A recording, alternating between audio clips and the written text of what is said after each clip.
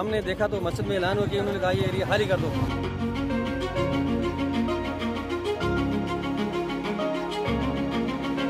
Dini hari yang biasanya sunyi berubah jadi lautan api. Langit Muzaffarabad, wilayah Kashmir yang dikuasai Pakistan, diselimuti cahaya merah menyala. Rudal-rudal melesat membelah udara. Ledakan demi ledakan memecah kesunyian, membangunkan warga dalam kepanikan yang belum pernah mereka rasakan sebelumnya. Di tengah gemuruh kehancuran, di saat semua suara membuat orang ketakutan, justru satu suara yang selama ini dianggap biasa berubah jadi penyelamat luar biasa. Suara itu datang dari sebuah speaker masjid, Masjid Bilal, bangunan sederhana yang berdiri di jantung kota. Saat rudal pertama menghantam wilayah sekitarnya, pengeras suara masjid itu mengirim pesan untuk menyelamatkan diri. Dan dalam hitungan detik, warga yang mendengar langsung berhamburan ke arah perbukitan. Mereka berlari, menangis, menjerit, tapi mereka selamat. Ketika gelombang ledakan kedua menghantam, termasuk ke area masjid itu sendiri, banyak dari mereka sudah jauh dari zona maut. Saat dunia hampir meledak, suara dari masjid jadi alasan puluhan hingga ratusan nyawa bisa selamat. Tapi bagaimana mungkin sebuah speaker masjid bisa lebih efektif dari sistem peringatan dini militer? Bagaimana bisa bangunan ibadah yang juga hancur diserang justru memberi waktu bagi warga untuk lolos dari maut? Inilah cerita dari warga Pakistan yang selamat dari serangan rudal India berkat speaker masjid.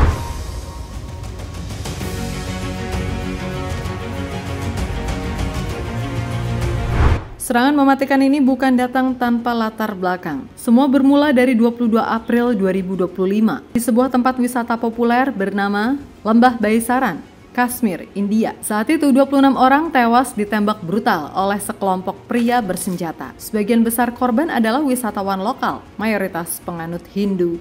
Beberapa saksi menyebut penyerang bahkan menargetkan korban berdasarkan agama, menembak dari jarak dekat tanpa ampun. India pun murka. Tak butuh waktu lama, pemerintah menuding kelompok bernama Kashmir Resistance berada di balik tragedi itu. Kelompok ini diklaim punya keterkaitan dengan Lashkar-e-Taiba, organisasi militan yang dulu berbasis di Pakistan dan sudah masuk daftar hitam PBB. New Delhi lalu menyatakan bahwa serangan itu adalah bentuk pemberontakan bersenjata yang didalangi langsung oleh Islamabad. Namun Pakistan membantah keras. Pemerintah Pakistan menyebut tuduhan itu tidak berdasar dan justru mendesak dilakukan penyelidikan internasional yang independen. Tapi bagi India, jawaban itu tak cukup. Maka dini hari 7 Mei, India memutuskan untuk membalas dendam. Sebuah operasi militer diluncurkan dan diberi nama Operasi Sindur.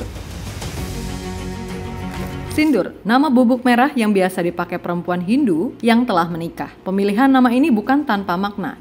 India menyebut ini adalah bentuk penghormatan atas para janda yang kehilangan suami dalam tragedi Kashmir. Namun dalam pelaksanaannya, serangan ini menewaskan banyak warga sipil, termasuk perempuan dan anak-anak. Dua masjid pun ikut jadi korban ledakan. Dan dari sinilah ketegangan antar dua negara bersenjata nuklir ini kembali mendidih di titik paling panas sejak 2019.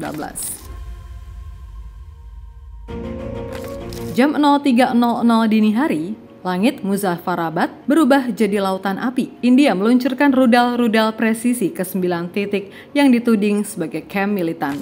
Tapi kenyataan di lapangan berkata lain. Menurut Pakistan, rudal-rudal itu justru menghantam kawasan sipil, bukan pangkalan militan. Dua kota utama di Provinsi Punjab, Bahawalpur dan Muridke, jadi target, termasuk beberapa wilayah di Kashmir, Pakistan yang padat penduduk. Yang paling menyayat hati, dua masjid ikut jadi sasaran. Masjid Subhan di Bahawalpur luluh lantah dan Masjid Bilal di Muzaffarabad terkena ledakan saat warga masih tertidur. Total korban tewas dilaporkan mencapai 31 orang, termasuk anak-anak dan perempuan.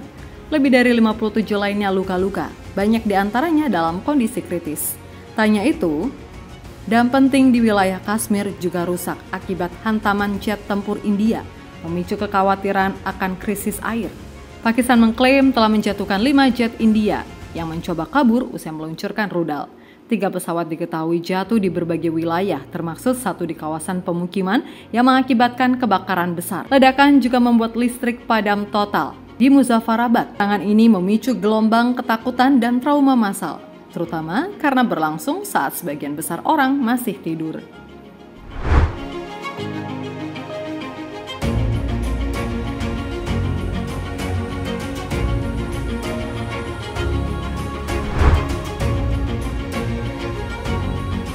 Dalam situasi normal, speaker masjid mengumandangkan azan atau panggilan ibadah.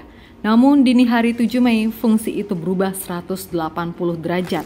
Bukan memanggil untuk sholat, tapi memanggil untuk menyelamatkan diri. Di Muzaffarabad, Kashmir, Pakistan, ketika rudal mulai menghantam wilayah pemukiman, satu suara muncul lebih dulu dari langit-langit masjid. Itu adalah suara dari speaker Masjid Bilal.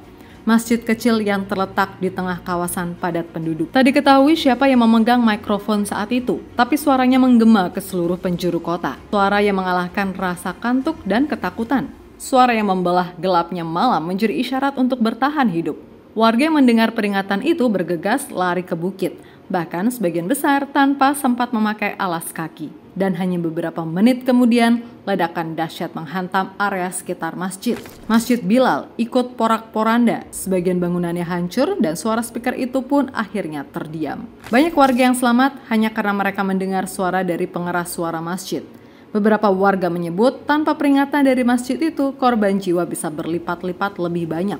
Salah satu saksi mata, Amjad Mughal dan Haji Ghazanfer, menceritakan bagaimana ia bisa selamat dari serangan itu.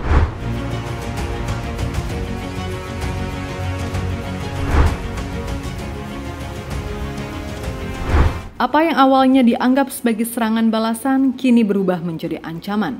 Menghantam Pakistan, Menteri Pertahanan Pakistan, Khawaja Asif, mengatakan konsekuensi konflik lebih lanjut bisa mengerikan. Jika mereka memaksakan perang habis-habisan di kawasan itu dan jika bahaya semacam itu muncul, maka perang nuklir dapat meletus kapan saja. Kata Khawaja Asif kepada Pakistan TV, channel Geo News, dikutip dari Mirror. Ya, satu pernyataan yang membuat dunia menahan nafas. Karena berbeda dari konflik biasa, India dan Pakistan adalah dua negara dengan senjata nuklir aktif. Gabungan persenjataan mereka diperkirakan mencapai hampir 400 hulu ledak nuklir. Kalau perang nuklir benar-benar terjadi, sekitar 125 juta orang bisa tewas dalam gelombang serangan awal. Dan lebih mengerikannya lagi, dampak globalnya bisa memicu kelaparan dunia. Penelitian dari Rutgers University bahkan menyebut, jika kedua negara saling meluncurkan senjata nuklir, maka 16-36 juta ton asap hitam akan membumbung ke atmosfer. Cahaya matahari akan terhalang hingga 35%. Suhu bumi bisa turun hingga 5 derajat, menyebabkan efek nuklir winter. Tanaman gagal panen di seluruh dunia, dan dalam hitungan bulan, miliaran manusia bisa terdampak kelaparan. Konflik ini bukan lagi soal siapa yang menang, tapi soal apakah dunia masih bisa bertahan setelahnya. Dan sementara para pemimpin dunia mulai menyerukan maksimal restraint, ketegangan militer, pertukaran tembakan, dan balas dendam masih terus terjadi di sepanjang line of control di Kashmir.